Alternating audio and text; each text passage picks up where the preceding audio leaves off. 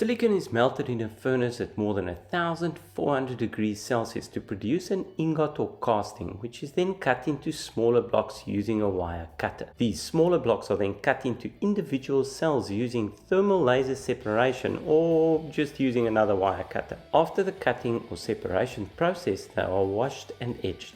The cells are then treated back to back in a tube furnace with phosphorus gas at above 800 degrees Celsius, during which the gas condenses on the open surfaces of the cell and promotes the polarity of the cell.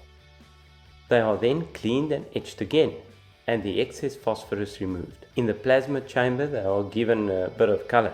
From here, the cells go through a screen printing process where the electrical contacts are printed on the front and rear of the cells using a silver paste. As a final step, they are tested and sorted into batches of similar color and efficiencies, ready to be used in the module manufacturing process.